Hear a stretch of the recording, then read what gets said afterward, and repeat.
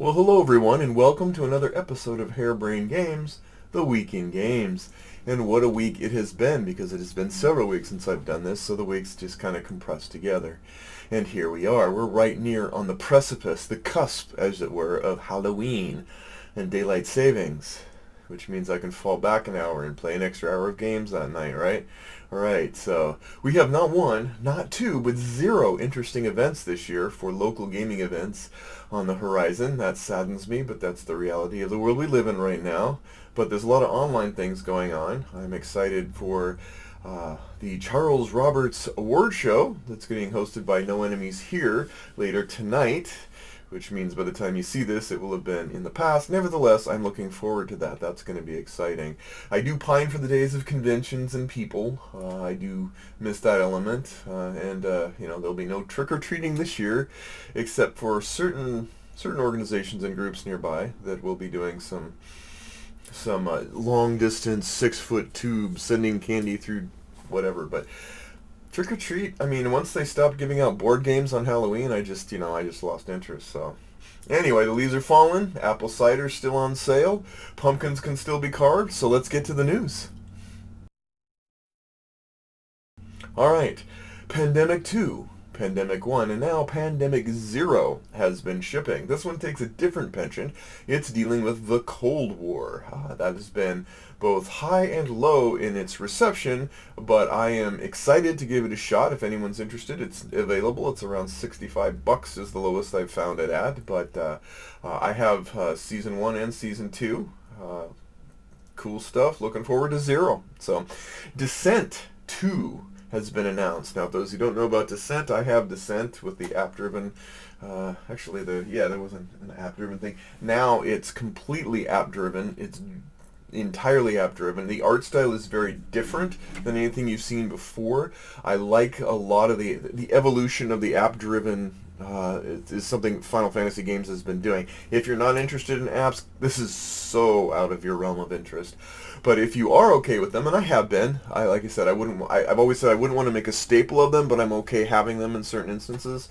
It's okay to have that part of gaming is fine. I've enjoyed it immensely. The price tag is a little hefty, I think $180 or something, so that's a big deal. In other news, Darkest Dungeon Kickstarter. For those who play Darkest Dungeon, which is this crazy, whimsical, comical, bizarre, humored RPG-ish kind of affair on Steam in the digital platform, the Kickstarter is going like hotcakes. It's making tons and tons of money an hour.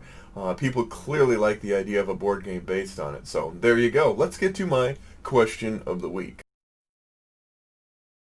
My question is, how can I say thank you enough for all of the great ideas that I got for what to do for the post-Alphabet Soup?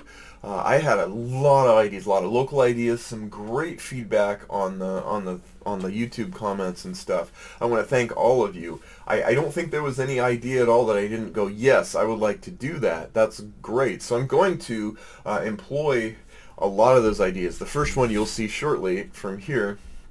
One of the main themes was history of games. A lot of people were like, hey, let's go back and do some historical evaluation of games and such. One of them was sort of a book/history thing, which I'm going to do that periodically and just make it a special segment, because I don't think I could sustain that, especially if you've ever watched No Enemies Here and you see just their great special speaker there who does these really good tie-ins between history and gaming and books and such. I'm going to do that one. I'm just going to do it sporadically.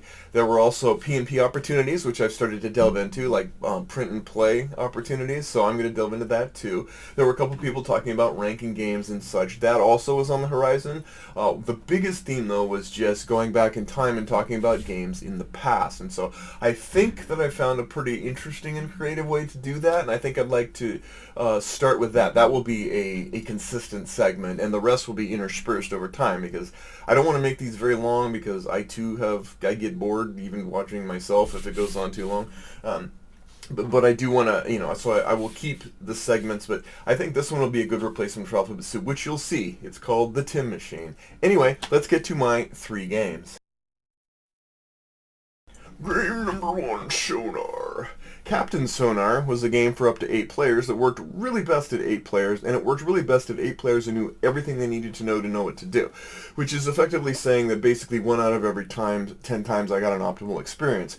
But the potential for that optimal experience was so great that we kept trying it. It's great at conventions. It's a great idea to have, like, say, a company. If you have like a team of people and you want to sort of teach them a little bit about getting along and cooperation and teamwork, Captain Sonar is not a bad one to kind of explain, you'll learn a lot about people playing Captain Sonar. This one's a 2 to 4 player game that sort of simplifies it to a great degree.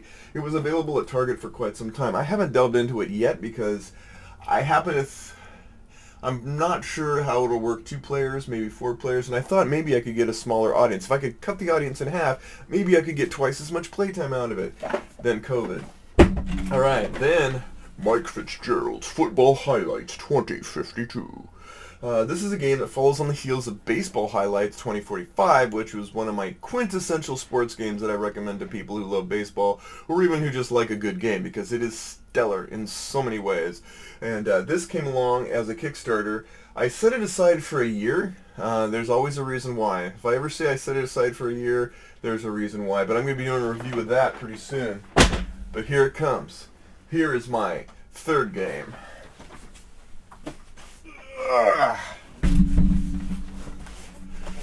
Reich Busters. You know what's cool about what I do for a living is that I get to work with some of the most talented and crazy people I've ever met. These people are amazing, and a lot of the people I work with are avid board gamers.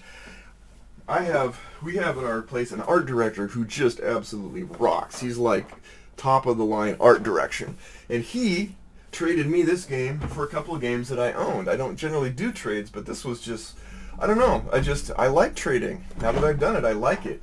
Well, the other thing about the art director is not only do you get all of those pieces, you also get everything hand-painted. It's painted. Like, when I paint stuff, it's basically colored. Like, red is bad, and if there's blue on it, it means it's my guy. I have, this is crazy detail and artwork. I am just in heaven. I have, not that, this Kickstarter City. Not only do I have the main game, which I'm stoked, I've been learning to play it, it's crazy, and the expansion pack, so this was my favorite 3 games. Anyway, how about you guys? What's new with you? Anyway, let's get to the next segment. Okay, we're going to start what's called the Tim Machine. Let me explain the Tim Machine. Get it? Time machine, Tim Machine. I'm going to go back in time to the very earliest time when I started playing board games. And we're going to go each year through the board games that I found were my favorites. Now, I'm going to go way back. So some of these games are going to seem a little infantile because I was pretty much closer to infantile than elder tile. Anyway, so we're going to try it out, see if you like it. So, let's go back in time to 1975. I was a wee lad. Top story in 1975 was The Fall of Saigon. The top movie was Jaws, and the top invention was the VCR. The favorite song was Captain and Tennille's Love Will Keep Us Together, and the book on top of the bestseller list that year was James Clavell's Shogun. What did I play? I played Dungeon. I was a little lad, and I got my hands on Dungeon. It was the amazing experience of wow, it opened my eyes. You know, it was before Choose Your Own Adventure books even. I didn't get to play it long because my parents were very strict, and they did not want the devil in their house. And so I only got to play it at friend's house. But hey, I liked my neighbor, and we played a lot of Dungeon. Now, what game would I have bought then if I'd known then what I know now? Parse that one for a second. Tank Battle.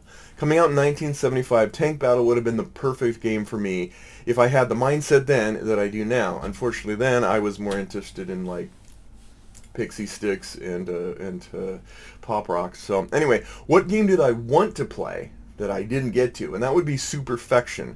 I had it on my Christmas list. I was hoping for it. I got a blanket. Know what? Times were tough.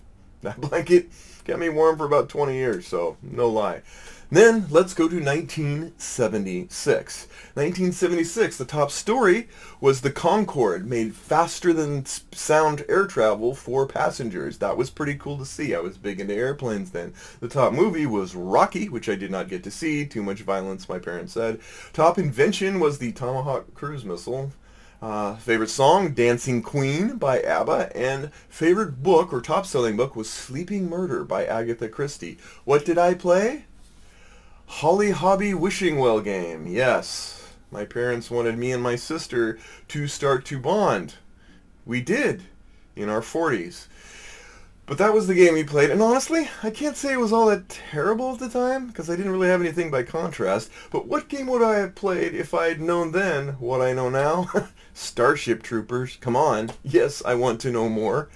And what game did I want to play? Mr. Mouth. That's right. The frog always wins.